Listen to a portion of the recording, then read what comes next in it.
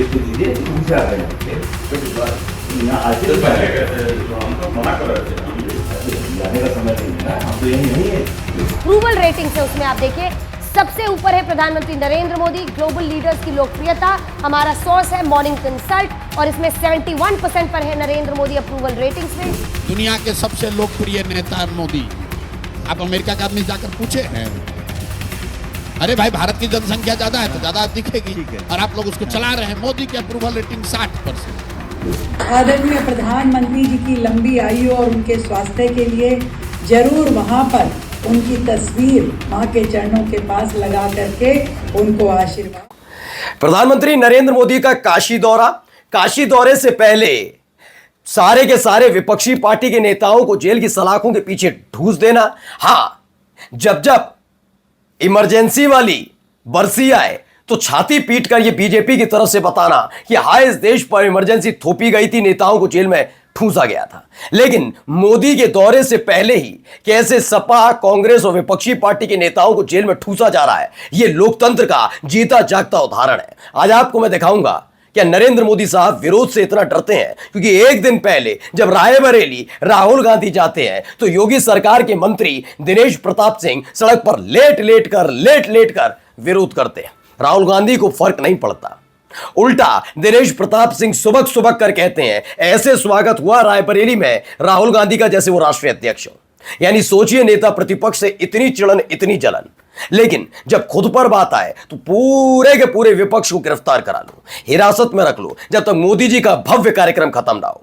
तो लोकप्रियता आपकी कितनी बची आप खुद तय करिएगा। पहला। दूसरा, आज मैं आपको दिखाऊंगा कि कैसे जल भुन गए हैं कल तलक अपने टारगेट पर मुसलमानों को रखने वाले, कैसे एक विवाद पर हिंदुओं के खिलाफ खड़े हो गए। जी हां, पूरी जिम्मेदारी के साथ इस शब्द को बोल रहा हूं।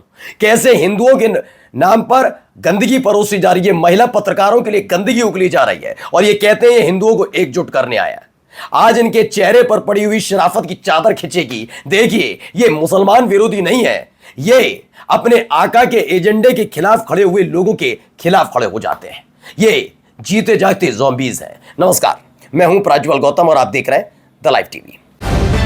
द लाइव टीवी, सच सबसे आगे। सबसे पहले शुरुआत करने जा रहा हूं इस खबर के साथ। नरेंद्र मोदी साहब का रोड शो वगैरह तमाम चीजें चल रही हैं, लेकिन इन सब इससे पहले क्या किया? लिख के दीजिए, उनसे आ गए यहाँ आके पहले कैसे हम तो मना कर रहे थे, हम भी ऐसे जाने का समय नहीं है ना, हम तो यही नहीं है कि कोई आने का समय नहीं है। तो अजय राय जो है वाराणसी में नरेंद्र मोदी के खिलाफ चुनाव लड़ते रहे। इस बार तो, पिछली बार तो सांसें थम गई थी बीजेपी दिग्गज नेताओं की। 1.5 लाख वोटों से जीत पाए, वही बड़ी मुश्किल से नरेंद्र मोदी साहब। बाद में पता लगा वो 1.5 लाख वोटर जोड़े गए थे, ऐसा दावा किया गया। खैर जो भी है, खैर अब निकल कर आया नया मसला। देखते चलिए, तस्वीर देखिए, ये तस्वीर निकल कर सामने आई है कैसे वोट चोर गद्दी छोड़ इसका विरोध होने मतलब विरोध करने जा रहे थे कांग्रेस, पहले ही उन्हें गिरफ्तार करवा लिया गया। और ये देखिए यहां डर कितना है। ये अंदर ये तस्वीर निकल कर आई जब सारे कांग्रेस के लोगों को हिरासत पर रखा गया कि मोदी जी का कार्यक्रम हो जाने दो, उन्हें लोकप्रिय नेता बनने दो। अभी आपको उनकी लोकप्रियता दिखाएंगे, सत्ता के दम पर और कानून का डंडा चलाकर जो लोकप्रियता दिखाते हैं वो वाली लोकप्रियता है इनकी। देखते चलिए लोकप्रियता कितनी है। तो पुलिस तैनात कर दी गई है, किसी भी कीमत पर ये निकल ना जाए, विरोध होगा तो पोल खुल जाएगी, कहीं की लोकप्रियता नहीं है। तो पीएम मोदी के वाराणसी दौरे से पहले वाराणसी सरदार पटेल स्मारक में पूरे प्रदेश के कांग्रेस नेताओं को नजरबंद कर दिया गया है। डर साफ दिख रहा है नरेंद्र मोदी का। वाराणसी और देश में वोट चोरी करके प्रधानमंत्री बनने के विरोध में मोदी के खिलाफ विरोध प्रदर्शन। अब मुस्कुराते हुए जब कायर तानाशाह डरता है तब तक कांग्रेसियों को नजरबंद करता है। इसमें कहा वाराणसी दौरे से पहले कांग्रेसियों को नजरबंद कर मोदी ने अपनी कायरता को बेनकाब कर दिया। लोगों में नाराजगी गुस्सा तो है ही। अगला देखिए, एएनबी न्यूज़ भी है। पीएम मोदी के वाराणसी दौरा आज चल रहा है, उस समय कांग्रेस के जिला अध्यक्ष को नजरबंद किया। प्रमोद के सिंह है कांग्रेस के जिला अध्यक्ष, तो यहां पर इनको भी नजरबंद कर दिया, यानी सबको नजरबंद कर दिया। लेकिन इमरजेंसी के नाम पर हम इंदिरा गांधी को हर बरस कोसेंगे, ये वो लोग हैं। सोचिए, नैतिकता दिखाने वाले खुद नैतिकता की छीछा लेदर करने में लगे हुए हैं। अब आइए नया देखिए भाई, इनको ये काम करना बहुत जरूरी होता है, लोकप्रिय नेता बताना बहुत जरूरी है। सुनिए, जो अप्रूवल रेटिंग्स है उसमें आप देखिए सबसे ऊपर है प्रधानमंत्री नरेंद्र मोदी। ग्लोबल लीडर्स की लोकप्रियता हमारा सोर्स है मॉर्निंग कंसल्ट, और इसमें 71% पर है नरेंद्र मोदी अप्रूवल रेटिंग्स में। वहीं पता नहीं वाले 7% और 22% कह रहे हैं कि नहीं, उन्हें नहीं होना चाहिए, डिसअप्रूवल जिसे कहते हैं। मार्क कार्नी जो कि कनाडा के हैं, वो 53% उनकी अप्रूवल रेटिंग है। उसके बाद जेवियर मिली जो अर्जेंटीना के, उनकी 52। अब आप सोचिए, आज तक के पास ये काम है, ये सारी चीजें। अब इसी को लेकर देखिए कैसे लताड़ लगाई है प्रशांत किशोर ने। अब जरा सुनिए। अब आप पूछिएगा कि नरेंद्र मोदी और डोनाल्ड ट्रंप में कौन ज्यादा समझदार है? नहीं, वो तो मैं सवाल ही नहीं पूछ रहा। नहीं, आप लोग चलाते हैं टीवी पर, दुनिया के सबसे लोकप्रिय नेता मोदी जी। आप अमेरिका के आदमी से जाकर पूछे हैं? अरे भाई, भारत की जनसंख्या ज्यादा है तो ज्यादा दिखेगी। ठीक है। और आप लोग उसको चला रहे हैं। मोदी की अप्रूवल रेटिंग 60%। अफ्रीका में बहुत लोग डिक्टेटर है जिसका अप्रूवल रेटिंग है 95%। अब चलिए अफ्रीका के बहुत देशों का नाम आपको बताते हैं जहां 20-20 साल से लोग हैं, उनका अप्रूवल रेटिंग है 95%। लोग लिखता है, आप ही लोग चलाते हैं, हम लोग पढ़ते हैं। भाई मोदी जी दुनिया के सबसे बड़े लीडर है। अब दुनिया का तो कोई लीडर का पोल तो हुआ नहीं है, ये आपकी मर्जी है। वो तो ऐसे पोल खुलती है, इनको शर्म ऐसे ही दिलानी होगी। यहाँ देखिए, यहाँ रेखा गुप्ता जी ने पूरी भक्ति दिखाई है, जरा देखिए। मैं ये चाहती हूँ कि हमारे इस दुर्गा पूजा के पंडालों में भी दिन के समय आप कोई ना कोई सेवा का कोई प्रकल्प, सेवा का कोई काम आदरणीय प्रधानमंत्री जी की लंबी आयु और उनके स्वास्थ्य के लिए जरूर वहां पर उनकी तस्वीर माँ के चरणों के पास लगा करके उनको आशीर्वाद जरूर दिलाइए। अब देखिए, ये सब काम करने पड़ते हैं, रेखा गुप्ता जी को करना पड़ेगा, कृपा पात्र मुख्यमंत्री जो हैं। अब राजीव निगम लिखते हैं, कोई इनको पता है कि माँ के चरणों के नीचे भस्मासुर की तस्वीर होती है, ये मोदी जी की लगवाने को कह रही हैं। अब ये देखिए, राजीव निगम ने नया बात। अब आइए, महिला पत्रकारों के साथ क्या बदतमीजी की जाती है, जरा अब इनको मैं दिखाता हूँ, जरा सुनिएगा पहले ये क्या कह रही हैं। तो नेपाल के संकट से जुड़ी ऐसी जानकारी देने जा रहे हैं जो शायद ही आपने कहीं और देखी हो। क्या आप जानते हैं कि नेपाल के राजनीतिक संकट के पीछे एक बड़ा फैक्टर जातिवाद भी माना जा रहा है। नेपाल की जनता में सालों से इस बात को लेकर भी नाराजगी रही है कि नेपाल की सरकारों और सरकारी व्यवस्था में ब्राह्मणों का दबदबा रहा है। अब देखो, इन्होंने एक नया एंगल निकाला, एबीपी न्यूज ने एंगल निकाला, वैसे ही निकाला जैसे दैनिक जागरण एक खबर दिखा रहा था कि जेनजेड वाले लोग चाहते थे हिंदू राष्ट्र की मांग, जबकि ऐसा कोई ऑफिशियल बयान नहीं है। लेकिन मैंने कहा ना, एजेंडा जहां साहिब के इधर उधर जाए तो महिलाओं को हम सम्मान देते हैं, ये करते हैं, वो करते हैं, ये सारा करने वाले सब अपनी नीचता पर उधर आते हैं। आज मैं नीच लोगों की आज पूरी फहरिस्त दिखाने जाऊंगा, क्योंकि महिलाओं का सम्मान हमारे यहाँ सबसे ऊपर माना जाता है। लेकिन आज इनकी हरकतें दिखाऊंगा जिनको पत्रकारिता का पा तक नहीं आता और तमीज का ता तक नहीं है। उनके सहारे साहेब अपनी कुर्सी बचाने में लगे। पहले शुभम शुक्ला व्यक्ति हैं, वो कहते हैं ओ माय गॉड, मीडिया ने यहां भी जातिवाद का एंगल ढूंढ लिया।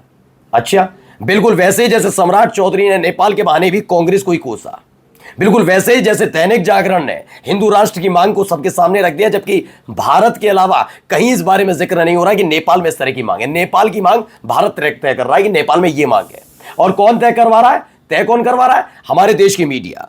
आइए, इसमें ये लिखते हैं, नेहा दास लिखती है, नेपाल में हिंसा शुरू होने की मुख्य वजह थी सोशल मीडिया। ये तमाम चीजें, ये सब अपने अपने तरीके से तर्क देते हैं। बिल्कुल ये होना चाहिए। अगर आपको किसी खबर से असहमत है तो बिल्कुल नैतिकता के साथ रखनी चाहिए, जैसे रखी जाए, लेकिन ऐसे रखनी चाहिए जैसे निक्की जैसे लोग जो ट्विटर हैंडल पर कर रहे हैं। प्रतिमा मिश्रा टेस्ट ड्राइव औरत है और अपने माँ बाप को धोखा देकर इसने इज्जतुल्लाह से निकाह किया है। कितना गंदा शब्द लिखा है, पढ़िए। पहले तो निक्की जैसी जो महिलाओं के लिए मैं टिप्पणी नहीं कर रहा, लेकिन फिर भी जरा आपको समझिएगा कितनी गंदी और घिनौनी बात कही है। ये किसकी विचारधारा से प्रेरित हो सकती है, आप अंदाजा लगा सकते हैं। ये किसकी विचारधारा को आगे लेकर चल रही है, समझिए। इन लोगों की नजर में सबसे पहला दुश्मन कौन था, टारगेट कौन था? मुसलमान। और कहते थे हिंदू एक हो जाए। और अगर एक ब्राह्मण जाति से आने वाली महिला ने अपने साथी जो यादव जाति से आते हैं, पिछड़ी जाति से आते हैं, उनसे शादी कर ली, दोनों के दोनों हिंदू हैं, तब भी इनके पेट में दर्द होता है और कोई गंदी गंदी गालियां दी जाती हैं। तो समझ लीजिए, जो ये कहते हैं कि सिर्फ इनके टारगेट पर मुसलमान है, अगला टारगेट आप भी होंगे। ये बख्शने वाले किसी को नहीं है, ये इजी तरीके से। और पहली बात बता दूं, मैंने प्रतिमा मिश्रा जी के साथ भी काम किया है, मैंने काम किया है प्रवीण यादव के साथ भी। मैं दोनों को बहुत अच्छे से जानता हूं। मैंने उसी चैनल में ऐसे ऐसे लोगों के साथ भी काम किया है जिन पर आज लानतें भेजी जाती हैं, जो पूरा का पूरा अपनी नैतिकता और ईमान खूंटी पर टांग कर करोड़ों के मकान में रह रहे हैं, लेकिन उनके बारे में कभी शब्दावली का गंदा इस्तेमाल नहीं किया जाता। लेकिन इन लोगों का काम ही यही है। देखिए एक और लिखते हैं, ये तस्वीर है इनकी पुरानी तस्वीर है, शादी के वक्त की थी, रिसेप्शन के वक्त की थी, तभी देखिए कितना गंदा शब्द लिखा है। ये इनकी नैतिकता है। ये महिला का आवरण ओढ़कर एक महिला के बारे में गंदगी निकालने उगलने वाले वो लोग हैं जिनके लिए टारगेट तो केवल मुसलमान था, लेकिन ऐसे लोग भी इन्हें बर्दाश्त नहीं होते। कितने गंदे और घिनौने शब्दों का इस्तेमाल किया जाता है। क्या इन लोगों की गिरफ्तारी होगी? क्या इनका ट्विटर हैंडल खंगाल कर सोचा जाएगा?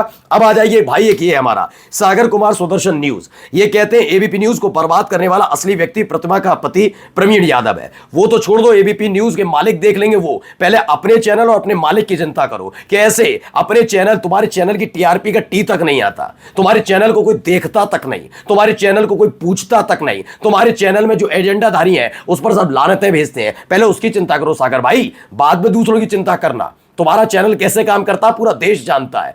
तो यही नहीं कि जो विरोध करते हैं, जो तुम्हारे अपने साथ वाले, वो भी कहते हैं कि हाँ पता नहीं कौन सी टाइप की खबरें चलाते हैं। तो एबीपी न्यूज बर्बाद हो या ना हो, पहले अपने मालिक और अपने चैनल की चिंता करो। आइए उस्मा परवीन लिखती हैं, धन्य है इस वीरांगना के माता पिता जिन्होंने अपनी बेटी को न्याय और इंसानियत की तालीम दी। प्रतिमा बहन ने लोकतांत्रिक ढांचे को मजबूत बचाने के अभियान चलाया हुआ है। बिल्कुल सही बात है।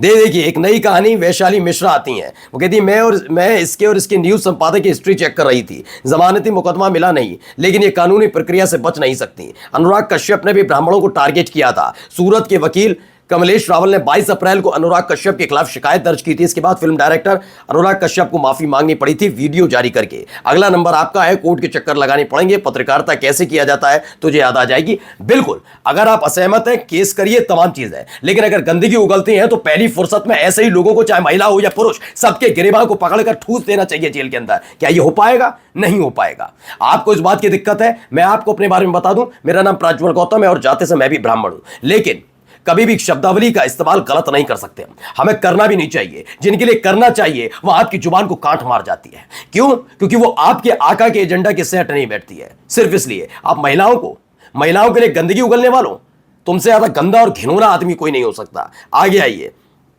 ये भी इनके बारे में बता दो। देखो ये क्या क्या गंदगी उगल रहा है ये आदमी। अनुज अग्निहोत्री है कोई, वे कहता है प्रतिमा मिश्रा पत्नी प्रवीण यादव, प्रज्ञा मिश्रा पत्नी भरत यादव। इन दोनों को देखकर यही लगता है कि लड़कियों को शक्ल सूरत से कोई खास लेना देना नहीं, विचारधारा से नहीं, ओके, ना ही पैसे से, नाम से कुछ लेना देना है, ना ही पैसे या नाम से कुछ लेना देना है। जो पति की विचारधारा होती है तथा पत्नी की भी वही विचारधारा होती है, इसलिए दोनों लोग कट्टर योगी बीजेपी विरोधी हैं और सपा व अखिलेश प्रेमी है, और इसलिए भाजपा और अखिलेश के चक्कर में ब्राह्मणों का हर मौके पर विरोध करती हैं। ये किसने कह दिया तुमसे? तुम कौन हो? अनुज अग्निहोत्री कितना जानते हो? ये प्रज्ञा मिश्रा को कितना जानते हो? इनके पति भरत यादव को कितना जानते हो? जानते कुछ हो नहीं। क्या ये ज्ञान तुम रूबिका लियाकत को दे पाओगे, चित्रा त्रिपाठी को दे पाओगे, जो दिन रात बैठकर केवल मोदी भक्ति करती हैं? आप ज्ञान की पाठशाला से लेकर ब्लैक एंड व्हाइट चलाने वाली अंजना ओम कश्यप को दे पाओगे? नहीं दे पाओगे, क्योंकि वो तुम्हारे एजेंडे पर सही बैठती हैं। ठीक है ना? तो नैतिकता जेब में रखिए, और महिलाओं के बारे में अगर ऐसा बोलते हो तो यकीन मानकर चलिए आपके अपने घर में भी महिलाएं हैं। बहुत तमीज में और तरीके से विरोध कर रहा है, विरोध करना चाहिए, लेकिन पारिवारिक विरोध कैसे हो जाएगा? क्या कभी किसी ने पूछा कि चित्रा त्रिपाठी की शादी किससे हुई थी, किस जाति के व्यक्ति से हुई थी? क्या आपने पूछा अंजना ओम कश्यप की शादी किससे हुई है? क्या आपने कभी पूछा रूबिका लियाकत की शादी किससे हुई है? क्या आपने इन सब के बारे में पहले हिस्ट्री चेक की है? नहीं, क्योंकि आपको इन सब से लेना देना नहीं, क्योंकि आपने अपना आका चुन रखा है। महिलाओं के बारे में गंदगी उगलने वाले, और सिर्फ गंदगी, मैं पहले भी कहता रहा हूं, चित्रा त्रिपाठी चाहे कैसी भी पत्रकारिता करती हूं, लेकिन पूरी जिम्मेदारी के साथ कह सकता हूं, मैं अपने चैनल पर चित्रा त्रिपाठी के पारिवारिक चीजों को लेकर अगर मैंने कोई टिप्पणी की तो बताइए, दिखाइए। मैं हमेशा इसका विरोध करता हूं। वो पत्रकारिता का विरोध कर सकता हूं, उनके विचारों का विरोध हो सकता है, लेकिन महिला ने किससे, क्यों, कैसे शादी की, क्यों अलग हुई, ये तय करने वाले मैं और आप कौन होते हैं? और कैसे शादी की, किसने की शादी की, ये आप लोग, हम और तो तय करने वाले कौन होते हैं कि प्रतिमा मिश्रा और प्रज्ञा मिश्रा किससे शादी करेंगे? विचारों से असहमत इसलिए क्योंकि तुम्हारे आका रसातल में जा रही है उनकी जो साख हुआ करती थी, इसलिए तुम चिड़े बैठे हो। और जाते जाते जरा इनको भी सुन लीजिए। तुम झूठ को सच लिख दो, अखबार तुम्हारा है, इस दौर के फरियादी जाएं तो कहां जाएं, कानून तुम्हारा है, दरबार तुम्हारा है। ये अर्जुन सिंह चांद। तो ये बिल्कुल आम आदमी पार्टी के संजय सिंह ने साफ तौर पर कहा कि जो तुम्हें करना है करते रहिए। ये पोल खोलते नजर आए। खैर, नमस्कार।